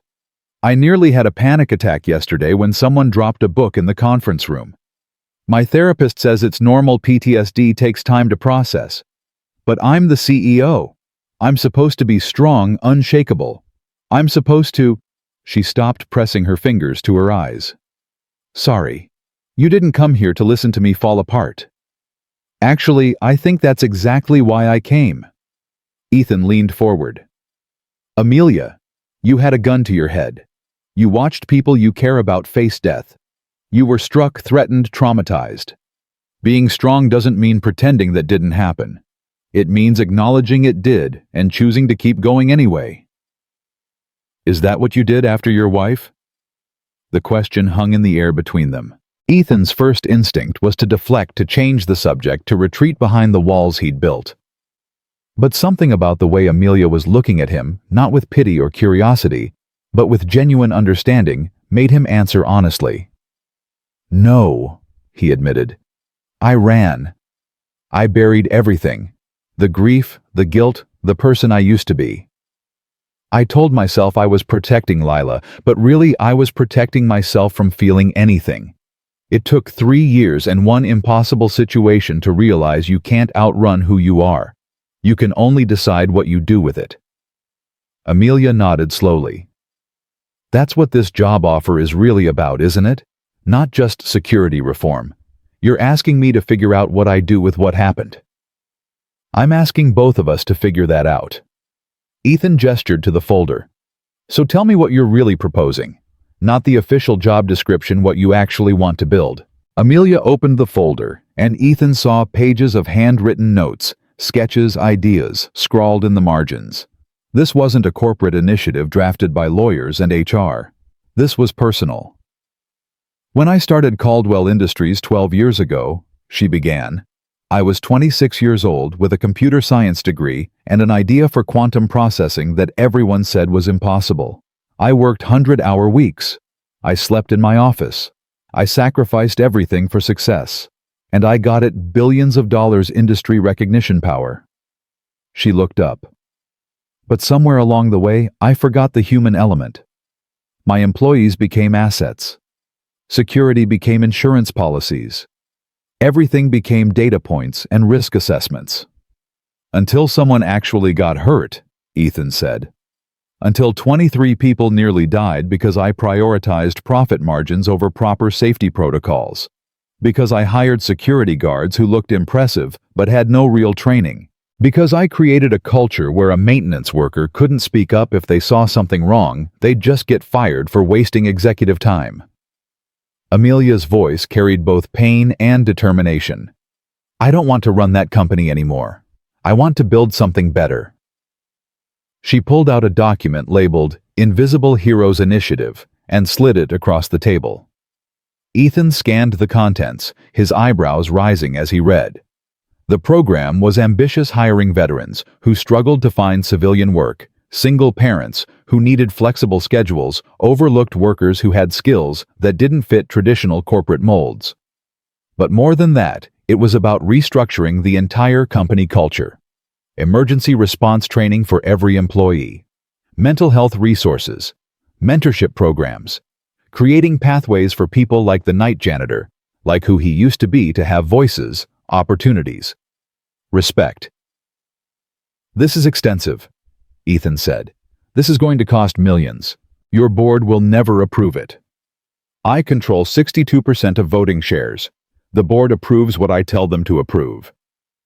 Amelia's eyes hardened with familiar CEO steel. And I don't care about the cost. You know what's expensive? Losing good people because they don't feel valued. Facing lawsuits because your security failed. Living with the knowledge that you could have prevented a tragedy, but didn't because it wasn't cost-effective. So you want me to design this program. I want you to lead it. Not just design it, embody it. You're proof that the most important people in an organization aren't always the ones with corner offices. You're living evidence that skills and character matter more than titles and degrees. Amelia paused. Ethan, I'm not offering you a job. I'm offering you a chance to change how an entire industry thinks about security value and human potential. To show other companies that investing in people, really investing in them, creates something stronger than any security system money can buy. Ethan sat back, his mind racing through possibilities and implications. This wasn't just a position. It was a complete reimagining of corporate culture with him as the face of it. The pressure of that responsibility felt enormous. What about Lila? He asked. You promised flexible scheduling, but programs like this don't build themselves. There will be long days, difficult decisions, times when I'm needed, and she's needed too. How do we handle that? We build it into the program from day one, Amelia said firmly. Family first policies, on-site childcare, remote work options. If we're asking employees to bring their whole selves to work, that includes their roles as parents, caregivers, humans with lives outside these walls. Lila would never be an inconvenience. She'd be part of the proof that this works. Before Ethan could respond, his phone buzzed. Text from Lila's school principal.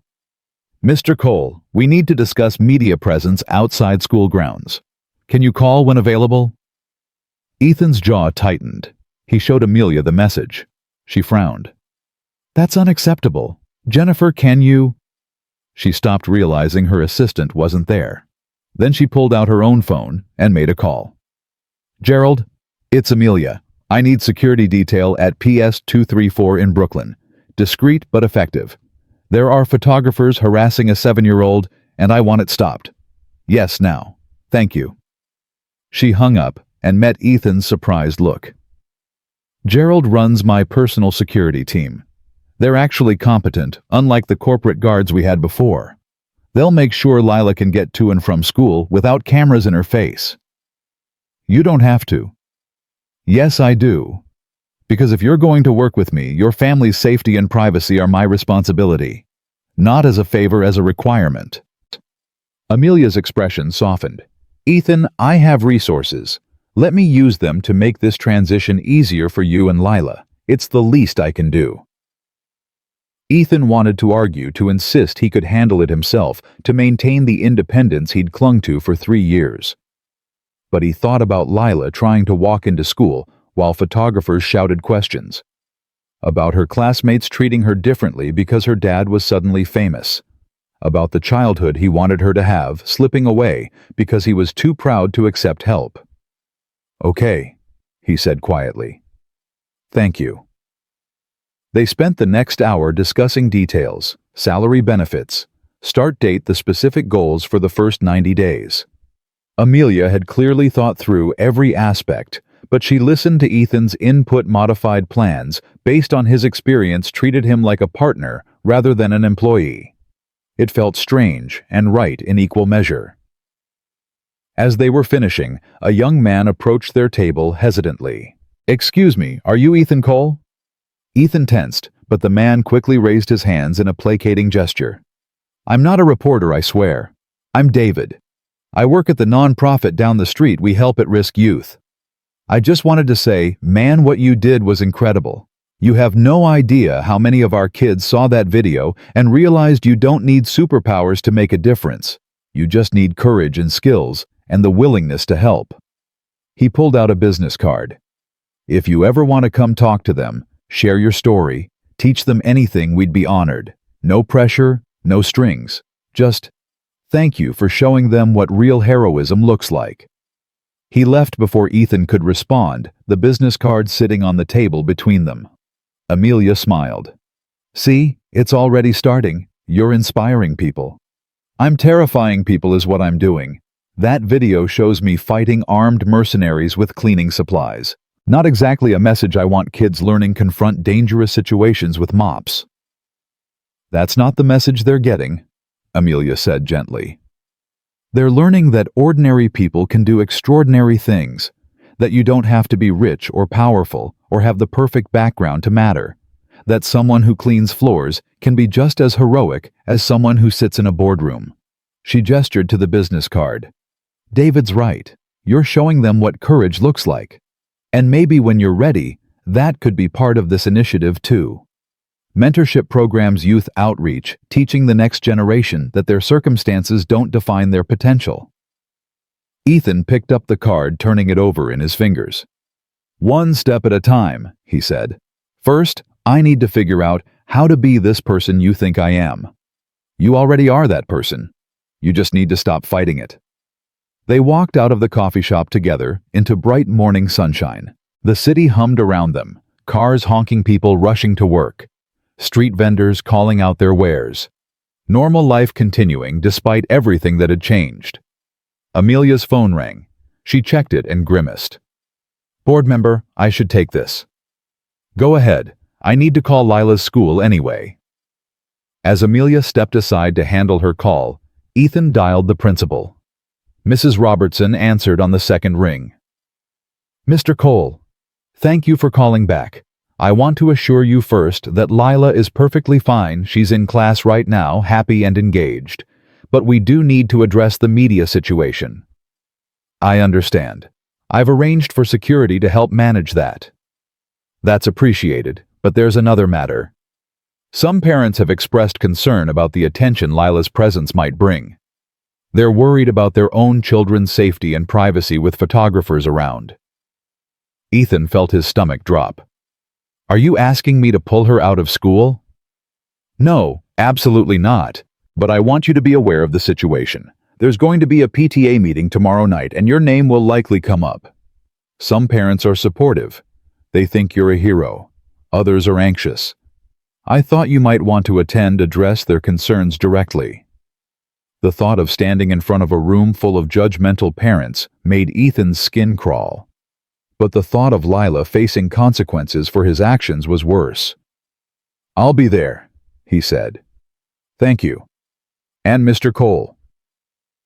For what it's worth, I think what you did was remarkable.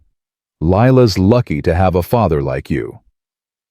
After he hung up, Amelia returned her expression troubled. Everything okay? Ethan asked. Board politics. Some members think the Invisible Heroes initiative is too risky, too expensive, too radical. She shook her head. But they'll come around. What about you? How's Lila's school?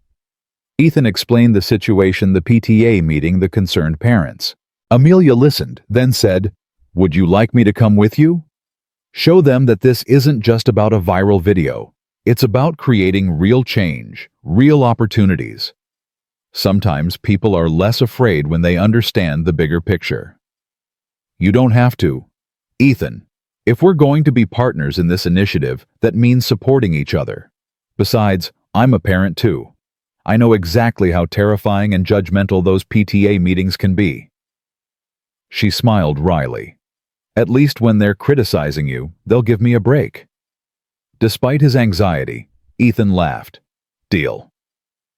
That evening, back at the Brooklyn apartment, Ethan sat with Lila at the dining table while she did homework math problems about apples and oranges that somehow involved fractions he didn't remember being this complicated in second grade.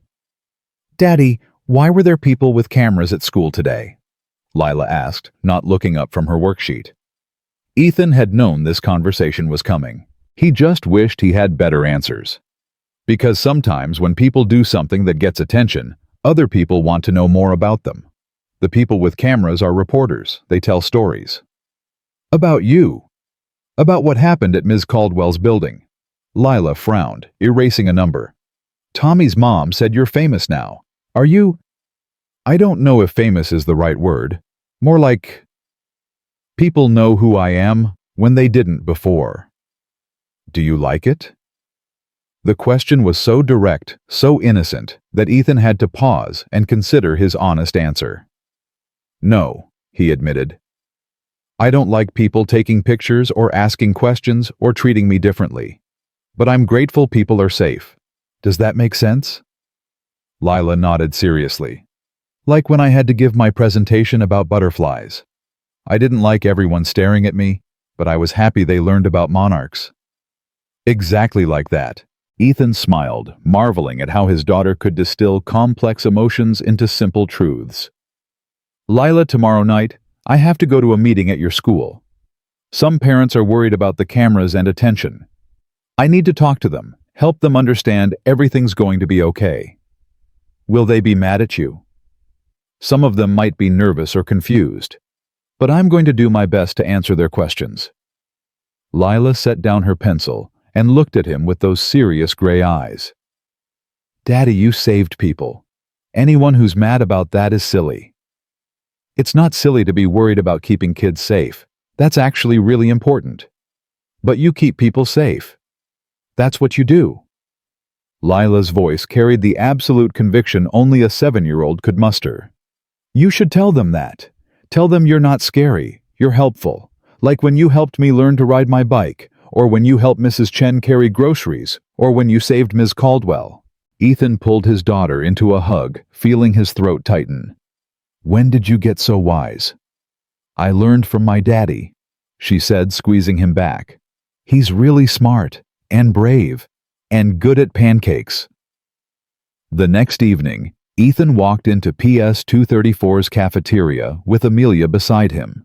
Both of them dressed professionally, but not intimidatingly. Him in slacks and a button-down, her in casual business attire that wouldn't scream billionaire CEO. About 40 parents filled the room, their expressions ranging from curious to openly hostile. Mrs. Robertson introduced them, explained the purpose of the meeting, then stepped aside. Ethan stood in front of the crowd, his hands sweating, his heart pounding. Public speaking had never been his strength. He was the guy who trained others, who worked behind the scenes, who stayed invisible. But that option was gone now. Thank you for coming, he began. I know you have concerns, and you have every right to them. Your children's safety and privacy are the most important things in the world. Trust me, as a parent, I understand that completely. A woman in the front row raised her hand. Then why did you put them at risk? Those photographers are here because of you. You're right, and I'm sorry for that. I never wanted this attention, and I'm working with security professionals to minimize the disruption. He gestured to Amelia. This is Amelia Caldwell. She's helping coordinate protection for the school, not just for my daughter, but for all the children here. Another parent spoke up, a man with crossed arms and a skeptical expression. We saw the video. You're clearly trained in combat weapons tactical operations. What else haven't you told us? Are you dangerous? The question hung in the air, and Ethan saw others nodding, wanting the same answer. I was a federal tactical instructor, he said quietly. I taught law enforcement and security personnel how to handle crisis situations. I left that career 3 years ago when my wife died because I wanted to give my daughter a stable, normal life. I took a job in maintenance because it was steady, it had reasonable hours, and it let me be the father Lila needed. He met the skeptical man's eyes. Am I trained? Yes. Am I dangerous only to people who threaten others? To everyone else, including your children. I'm just a dad trying to do his best. A younger woman raised her hand. My daughter Maya is in Lila's class. She came home yesterday, saying Lila's daddy is a superhero. That's a lot of pressure to put on a 7-year-old. Ethan's expression softened. You're absolutely right. Which is why I've talked to Lila about expectations, about normalcy, about the fact that I'm not a superhero, I'm just her dad. But I can't control what other kids say or think.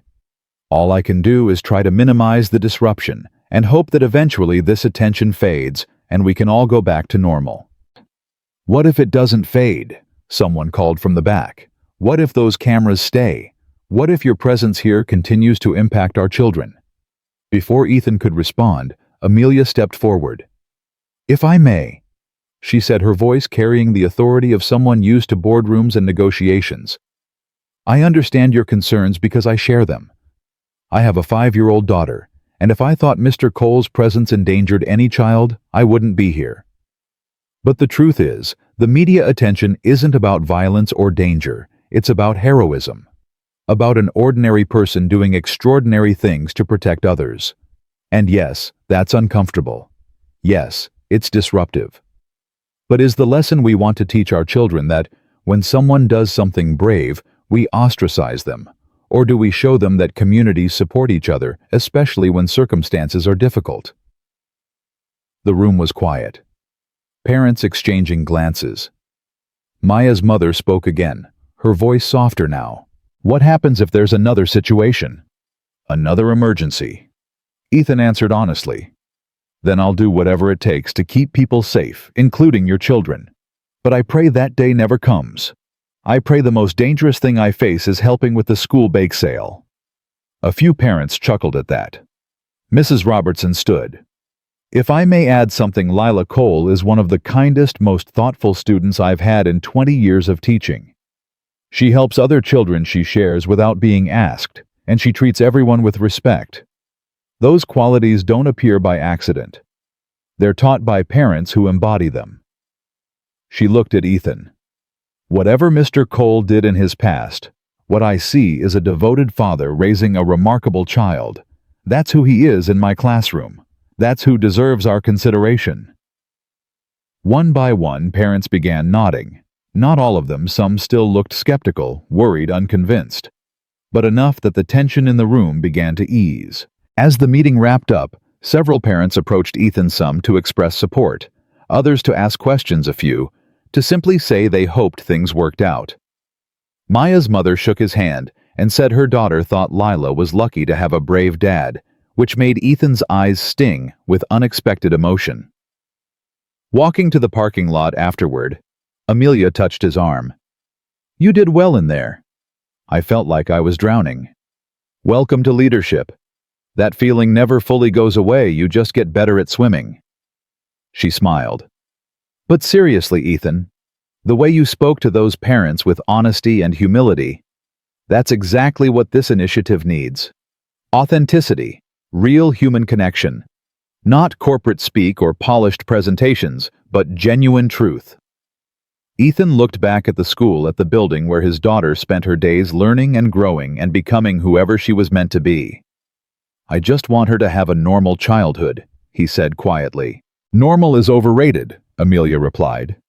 "What Lila has is something better, a father who shows her every day that doing the right thing matters more than doing the easy thing. That's not normal, that's exceptional." As Ethan drove home that night, he thought about all the ways his life had changed in the span of a week. From invisible janitor to viral sensation. From hiding his past to confronting it. From running from who he was to cautiously, carefully stepping into who he might become. It was terrifying. It was exhausting. But for the first time in 3 years, it also felt like living instead of just surviving. And maybe, just maybe, that was worth the risk.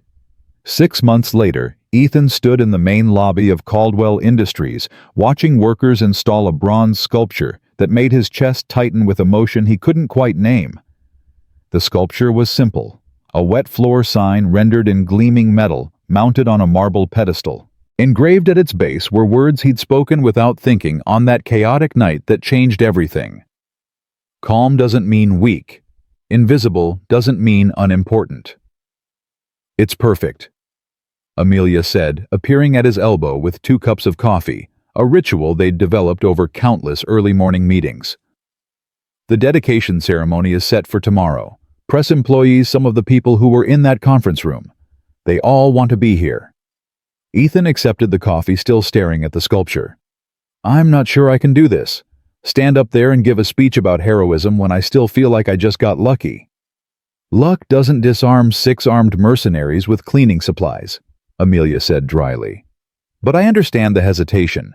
You don't have to speak if you don't want to. The sculpture speaks for itself." "It's not just about speaking." Ethan turned to face her. "It's about what this represents. You're memorializing one night, but the Invisible Heroes Initiative is supposed to be about every day. About the maintenance worker who notices a security flaw. About the receptionist who sees someone acting suspicious. About creating a culture where everyone matters, not just the guy who happened to be in the right place at the right time." Amelia studied him with that piercing intelligence he'd come to respect deeply over the past months. They'd become genuine partners in building the program, butting heads over details, challenging each other's assumptions, pushing the initiative to be better than either of them could have created alone. "You're right," she said finally. "So let's make sure tomorrow isn't about celebrating you, it's about celebrating what you represented. The idea that everyone in this building has value, has skills, has the potential to make a difference." "How do we do that?" Amelia smiled. "We let the invisible heroes speak for themselves." The next afternoon, the lobby was packed with employees, media, and special guests. Ethan stood off to the side watching as Amelia took the small stage they'd erected near the sculpture. She looked every inch the CEO in her tailored suit, but when she spoke, her voice carried genuine warmth rather than corporate polish. 6 months ago, something happened in this building that changed me, she began. Changed all of us. We faced a crisis that exposed our vulnerabilities, our failures, our assumptions about safety and security. 23 people nearly died because we didn't value the right things. She paused, letting that sink in. But we also witnessed something extraordinary. We learned that the most important person in a crisis isn't necessarily the one with the highest salary or the biggest office. Sometimes it's the one we walk past every day without seeing. The one whose name we don't know. The one we've trained ourselves to overlook. Amelia gestured to the bronze sculpture. This memorial isn't just about one night. It's about every day. It's about the hundreds of employees at Caldwell Industries who show up, do essential work, and make this company function, the people we've taken for granted for too long. Today, we're changing that. She nodded to someone off stage, and a video began playing on the large screen behind her. Ethan recognized the footage interviews he'd helped conduct over the past months with employees across every level of the company. First was Marcus, the security guard, who'd been on duty the night of the attack. I froze when those men came in. I had all this training, all this equipment, but I froze. Ethan didn't freeze. He saw what needed to be done, and he did it. That's what the new training program teaches us, not just tactics, but confidence. Trusting yourself to act when it matters.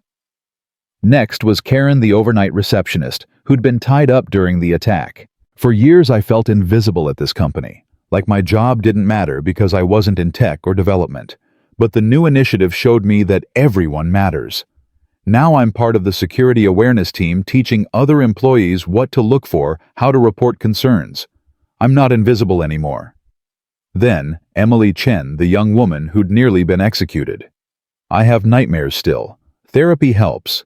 But what really helped was being part of creating the mental health support program. Taking my trauma and using it to make sure other employees have resources if they need them. Ethan taught me that surviving isn't enough. You have to find purpose in what you survived. One by one, employees told their stories.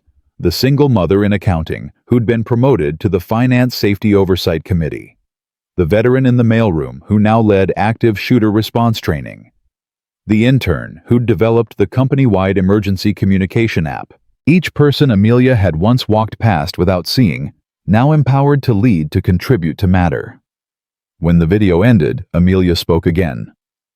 The Invisible Heroes Initiative isn't a program, it's a promise. A promise that at Caldwell Industries your value isn't determined by your title or your salary.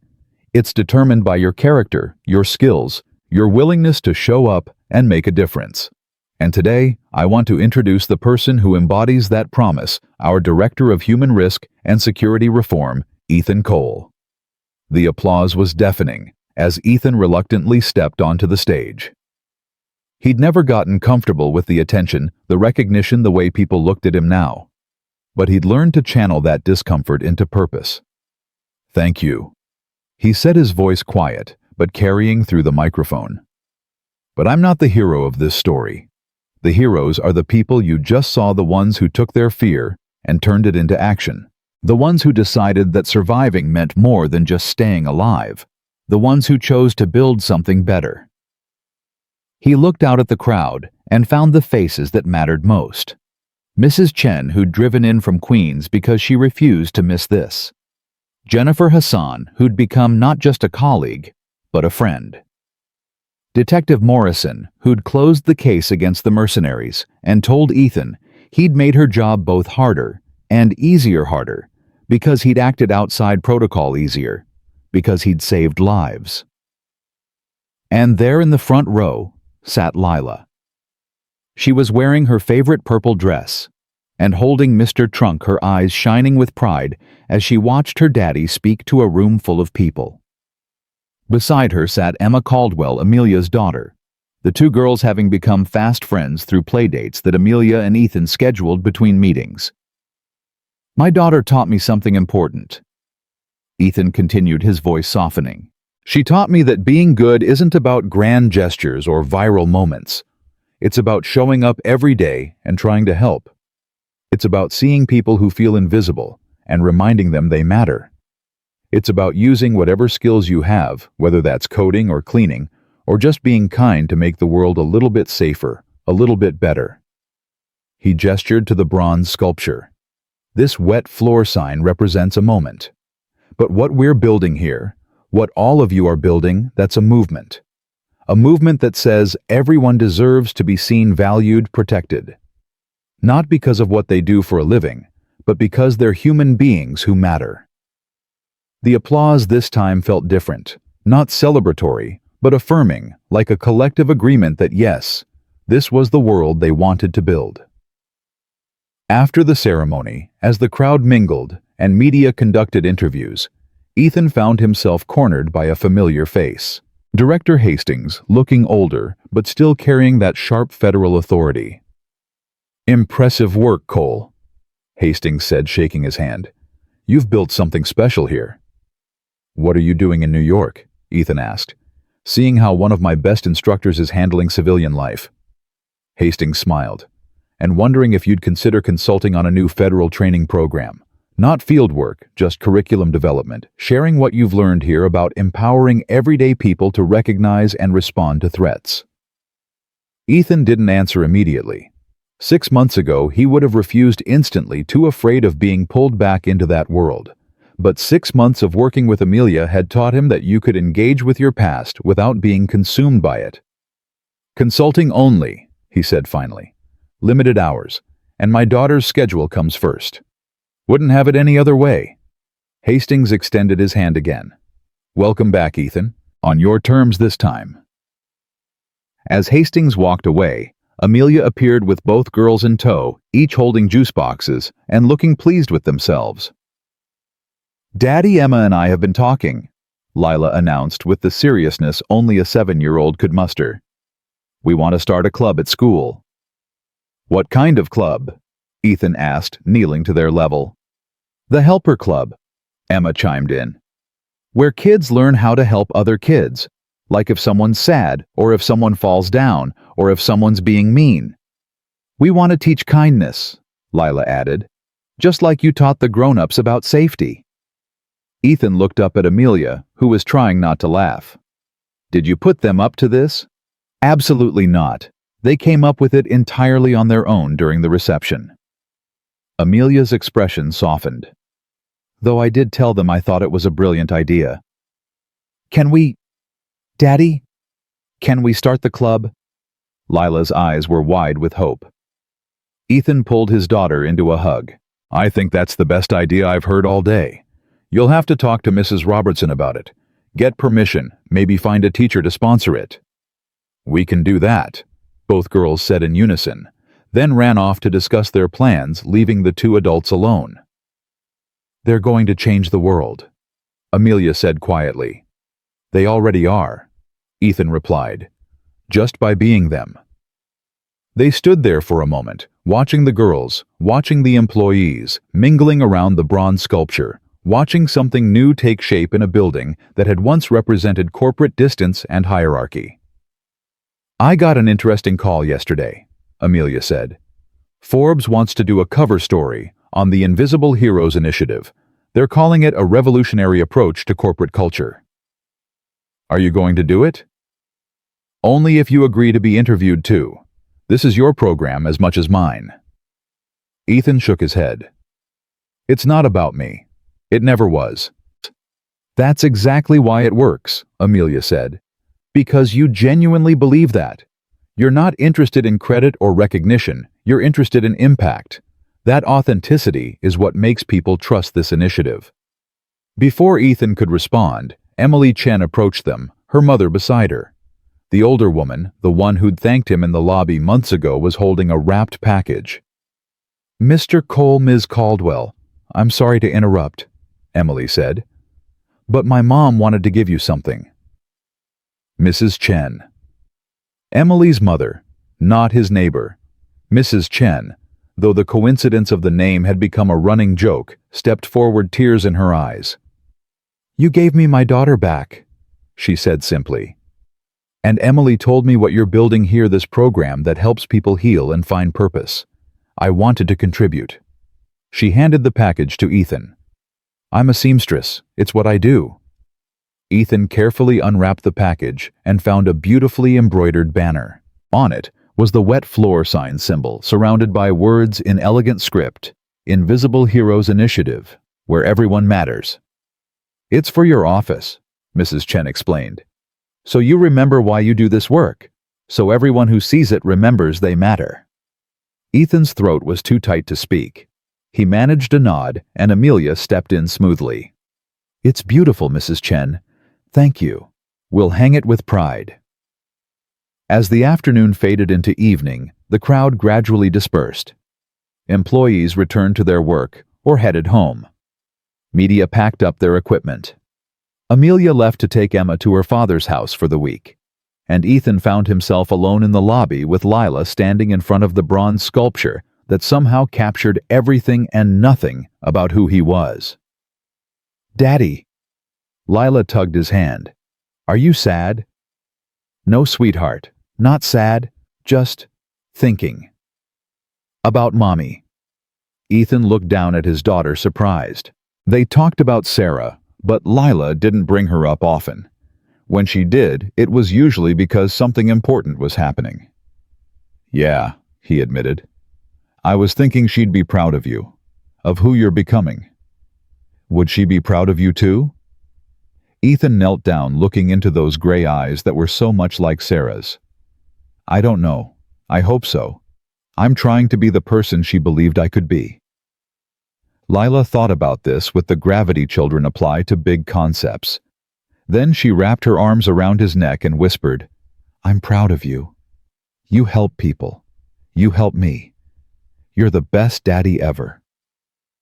And there in the lobby of Caldwell Industries, surrounded by symbols of transformation and change, Ethan Cole finally let himself believe something he'd been too afraid to accept for 3 years, that moving forward didn't mean forgetting the past.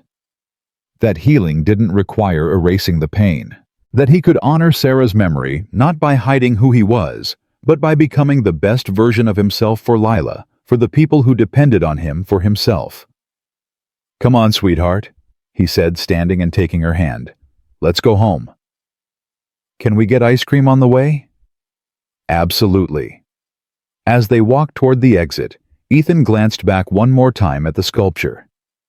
At the words engraved in bronze that had become a philosophy, a movement, a promise. Calm doesn't mean weak. Invisible doesn't mean unimportant. 3 years ago, he'd been a broken man, trying to disappear into the background, convinced that staying invisible was the only way to keep his daughter safe. That night, when armed men had threatened innocent lives, he'd learned something crucial: you can't hide from who you are. You can only choose what you do with it. He'd chosen to step forward, to use his skills, to build something bigger than himself. And in doing so, he'd discovered that the real heroism wasn't in that 60-second confrontation with armed mercenaries. It was in every day after showing up, doing the work, helping people find their own strength, teaching his daughter by example that ordinary people could do extraordinary things. The wet floor sign in the lobby would remain there, a permanent reminder of one chaotic night.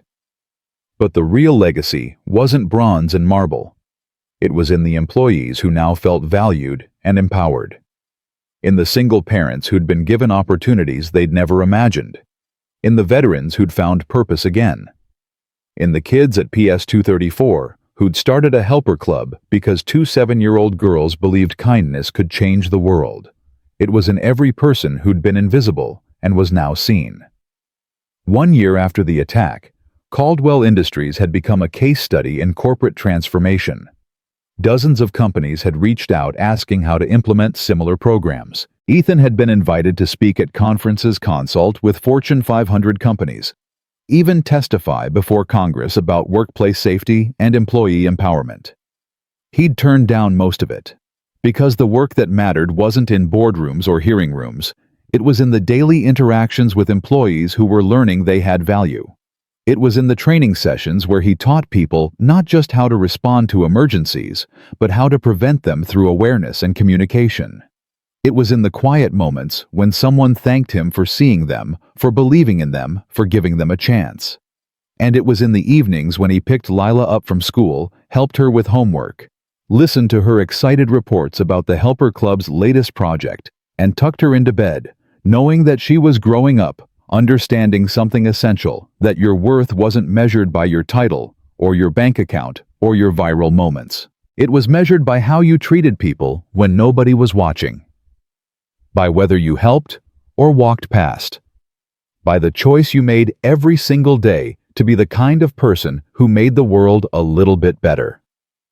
On quiet nights when Lila was asleep and the city lights flickered beyond his windows, Ethan would sometimes pull out his phone and look at the photos he'd saved from that night. Not of himself, he'd deleted those, but of the people. Marcus hugging his wife, Emily Chen smiling with her mother, Karen back at her reception desk no longer invisible. The intern who'd been crying in the corner now leading emergency response training. 23 lives saved. But the ripple effects were impossible to count. How many people had those 23 gone home to? How many lives had they touched? How many children still had parents because one janitor had refused to stay quiet? The blue bracelet on Ethan's wrist, Lila's gift worn and faded, now still carried the same words. Stay calm. Come home. He'd done both. He'd stayed calm in the chaos. And he'd come home not just to his apartment, but to himself, to the person he was meant to be, to a life that honored both his past and his future. Ethan Cole would never forget that he'd once been a federal tactical instructor who taught heroes how to be brave. But he'd learned something more important, that heroism wasn't a skill you taught in a classroom or a moment you captured on video. It was a choice, made every day, by ordinary people in ordinary moments who decided that invisible didn't mean unimportant, that calm didn't mean weak, that showing up mattered more than standing out. And somewhere in the background of his transformed life, while Amelia Caldwell built an empire that valued people over profit, and Lila Cole started a kindness revolution in second grade, Ethan did what he'd always done best. He showed up, he helped, he made a difference. Quietly, calmly, purposefully. Just like the janitor with the mop who reminded the world that greatness doesn't shout, it shows up when it matters most. And then it goes home to the people it loves, content in the knowledge that today, like every day, someone who felt invisible was finally seen.